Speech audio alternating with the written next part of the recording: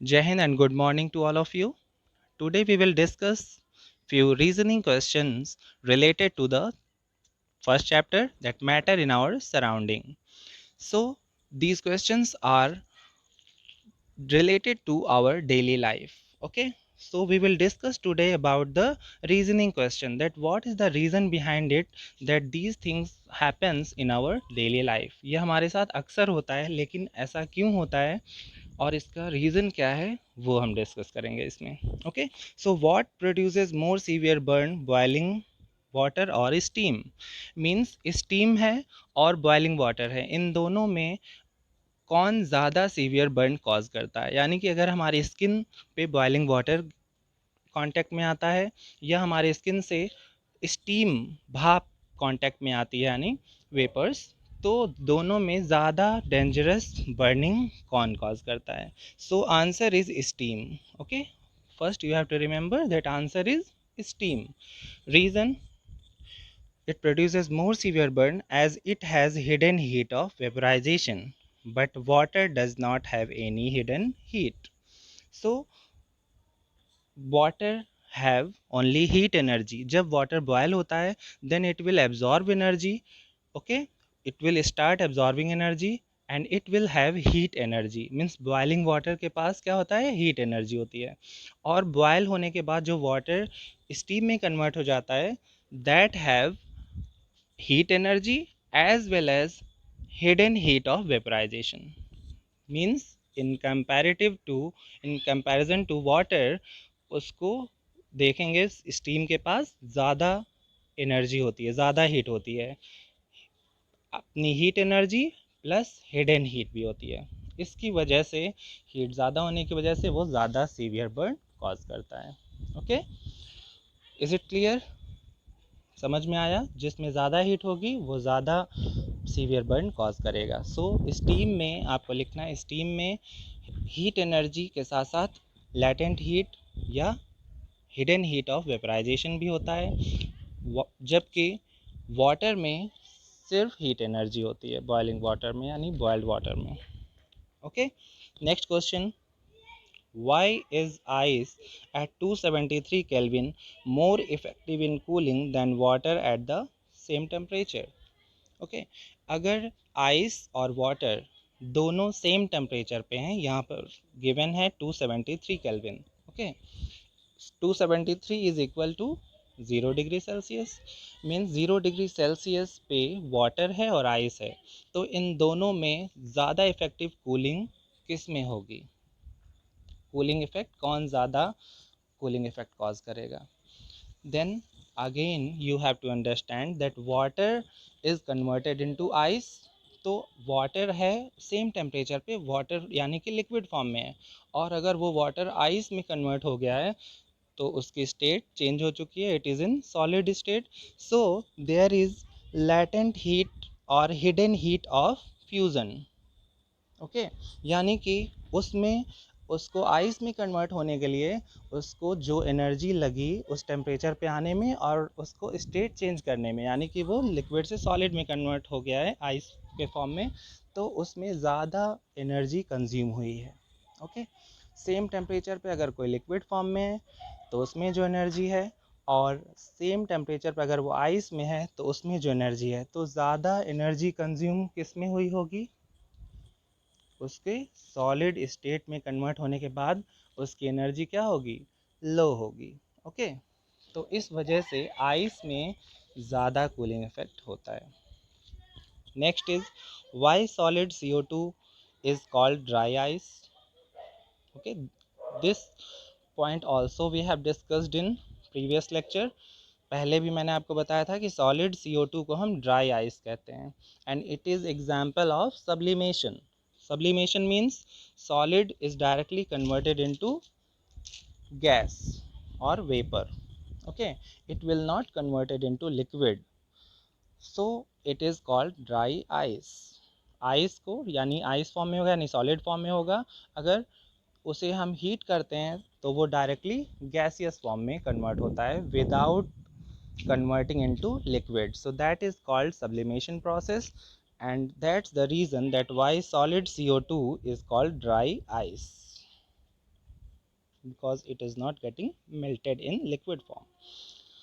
Okay, next is hot tea or soup is more tasty. Hot tea हो, okay, या soup हो, वो ज़्यादा टेस्टी लगता है in comparison to colder one. अगर वो ठंडी हो जाती है चाय या सूप ठंडा हो तो वो उतना टेस्टी नहीं लगता. जब वो गर्म होता है तभी वो ज़्यादा टेस्टी लगता है. Then reason behind it is surface tension. Okay, liquid की एक प्रॉपर्टी होती है, आपको ये याद रखना है कि लिक्विड की एक प्रॉपर्टी होती है surface tension.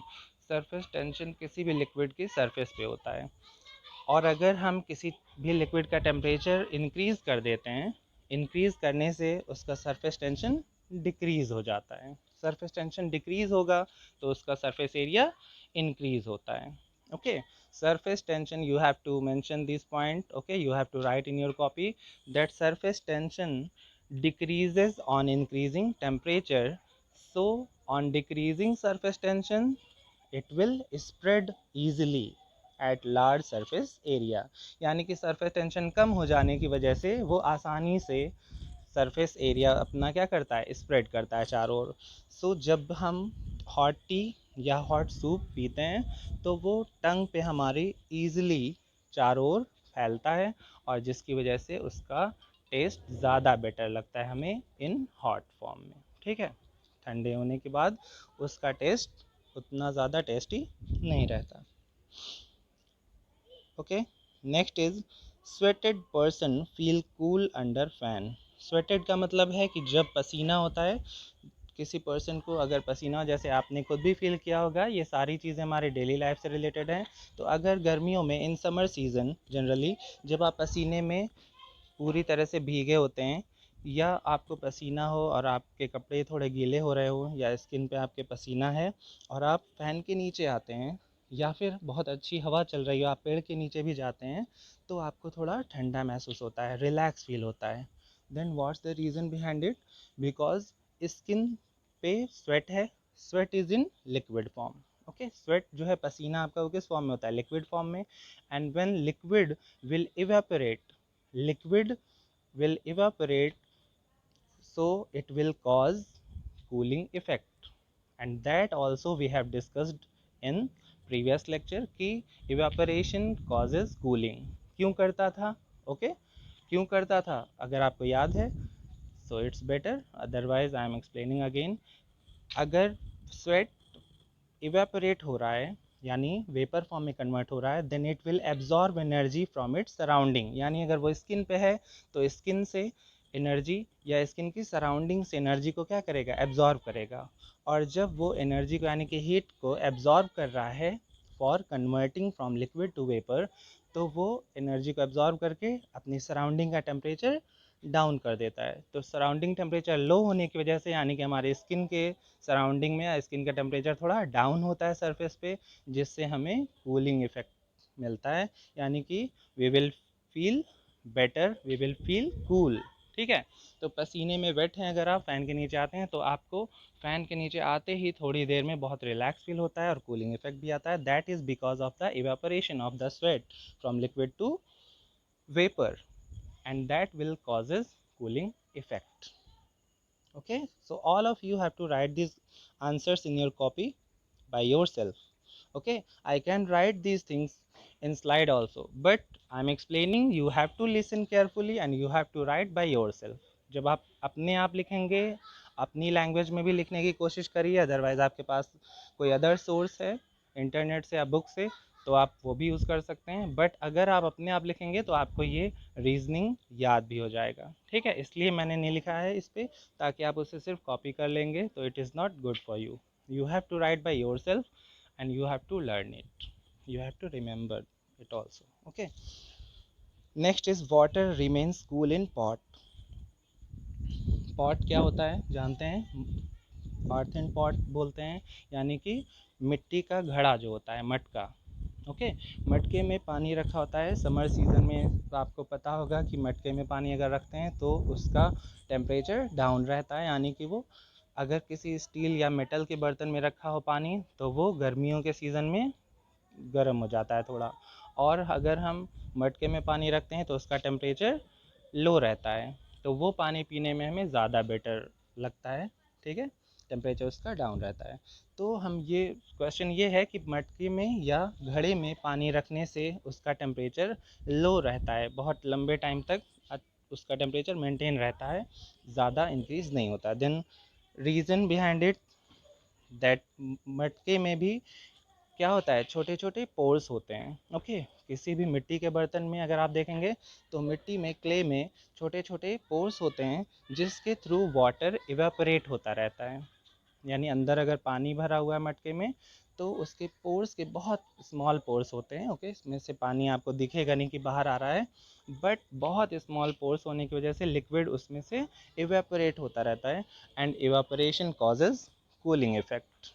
Again you have to discuss the same reason that evaporation causes cooling, और हमेशा आपको इसका रीज़न और बेटर पता होना चाहिए that evaporation means liquid to vapor and it will absorb energy from its surrounding or absorb heat from its surrounding, and because of that absorption of heat it will lower the temperature in its surrounding। यानी heat energy को absorb करता है liquid से vapour में convert होने की वजह से, और हीट एब्जॉर्ब हो जाने की वजह से उसके सराउंडिंग का टेम्परेचर डाउन हो जाता है। टेम्परेचर डाउन होने की वजह से उसका टेम्परेचर मेंटेन रहता है, बहुत ज़्यादा इंक्रीज़ नहीं होता।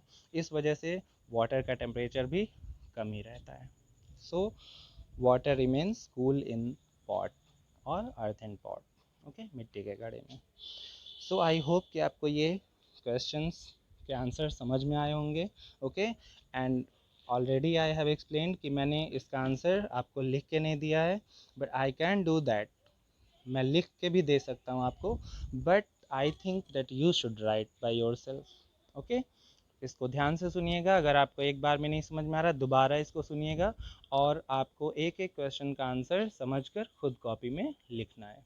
Okay, and after that if you have any doubt then you can ask। Okay, thank you।